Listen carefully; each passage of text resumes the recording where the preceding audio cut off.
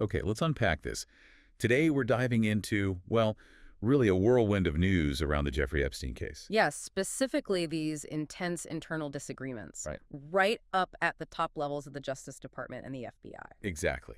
We've got sources showing a situation that's complex, volatile even. There are conflicting reports, official denials flying around. And just this deep public frustration underneath it all. Right. So our mission here in this deep dive is to pull out the key insights from these sources, help you understand not just what happened, but maybe why it's hitting such a nerve.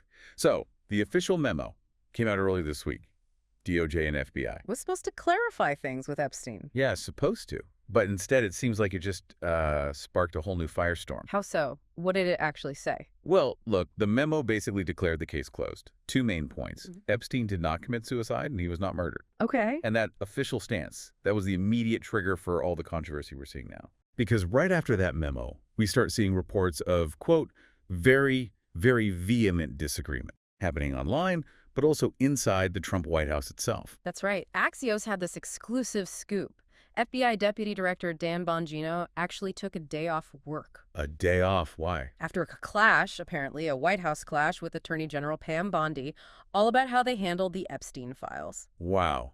I mean, that level of friction where top officials take days off, that's more than just tense, isn't it? It feels like a public signal of something deeper. Oh, absolutely. And the big question becomes, how deep does this split actually go? Are there signs it's more serious? Well, multiple sources are saying Bongino is seriously thinking about leaving the FBI over this whole Epstein document drama. Leaving his post. Yeah, and the Daily Wire, among others, suggests if Bongino goes, FBI Director Kash Patel might go too, almost like a united front, a wedge, saying they won't stick around if Bondi does. That sounds like a potential crisis within the leadership. It points to a really profound internal struggle, yeah.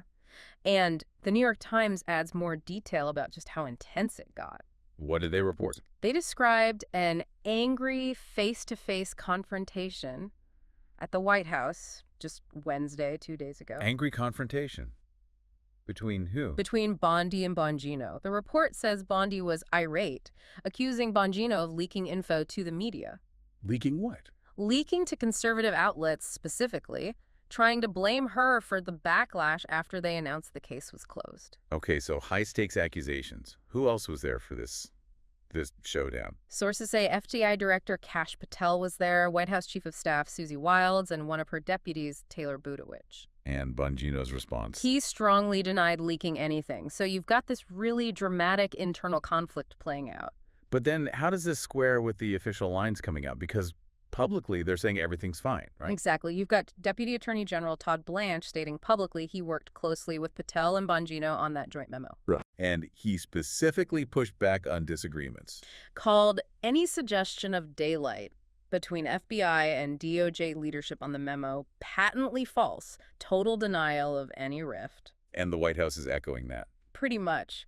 Deputy Press Secretary Harrison Fields said their work is seamless, stressed unity, called talk of division baseless, a distraction. Okay. And Press Secretary Caroline Leavitt doubled down, said the president is proud of Bondi and this fixation on sowing division is unfounded in reality. But despite all that, President Trump himself seemed to kind of wave it away. I saw reports he asked, are people still talking about this guy, this creep? Yeah, seemed dismissive. And apparently during a cabinet meeting, he even seemed reluctant to let Bondi fully answer questions about it. It's almost like the official denials are one thing, but the underlying tension is still visible. I think that's fair. And that tension, it probably has roots in the public personas involved here. Oh, so? Well, Dan Bongino, before joining the government, he was a huge podcaster. He'd really staked his entire brand on getting to the bottom of Epstein. Right, he talked about it a lot. Conspiracy theories, even. Yeah, stoking theories about cover-ups, shadowy forces. He kept insisting you're going to see a lot of names on that Epstein client list. So when this memo comes out saying no client list, Epstein died by suicide, that directly contradicts everything he'd been saying. Exactly. It's a huge contradiction. Sources said he looked shaken up, almost aghast, when he had to deliver that news publicly. And personally. Reports also say he's finding the job itself really tough. Taking a toll, keeping him away from family. It sounds like a heavy burden. And Pam Bondi. What about her role in setting expectations? Well, she also played a part. She teased the release of the Epstein material for months. Famously said the client list was sitting on my desk right now to review.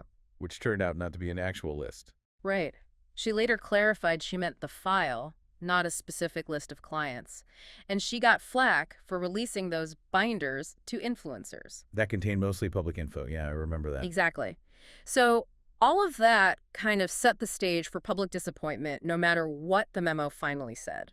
So, okay, despite the official unity statements, it really does seem there's significant daylight between top FBI and DOJ figures on how this was handled. It certainly looks that way. And that internal fight just seems to pour fuel on a much bigger public fire, right? Mhm. Especially when you look at things like the victim count. Precisely. You know, the MAGO base, they are, frankly, fixated, obsessed with the Epstein case. And they just don't believe it's over. They're convinced there's more information out there that's not being released. And you're probably not going to convince them otherwise. So this isn't just internal White House stuff. It taps into a much wider public feeling that, well, that justice hasn't fully been served. Absolutely. I mean, think about it. Only Ghislaine Maxwell has really been held accountable for Epstein's crimes. And the number of victims makes that even harder for people to accept.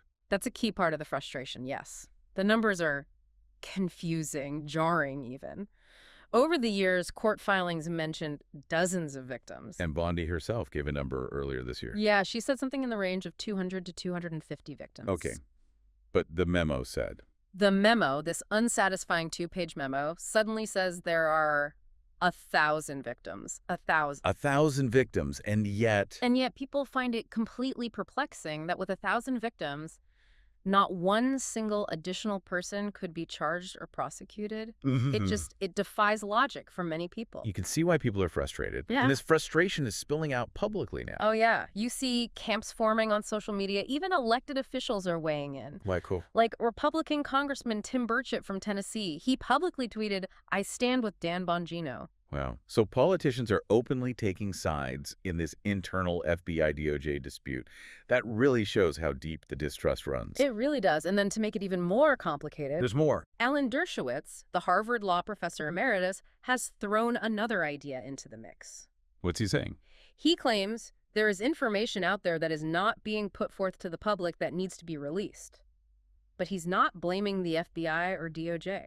Who is he blaming then? He's pointing to sealed information in New York court cases, Epstein's criminal grand jury case, and the civil case Virginia Giuffre brought against Maxwell. So he thinks the courts are hiding something. Essentially, yes. Yeah. He alleges there are judges who are protecting people named in those cases by keeping records sealed, shifting the blame entirely to the judiciary.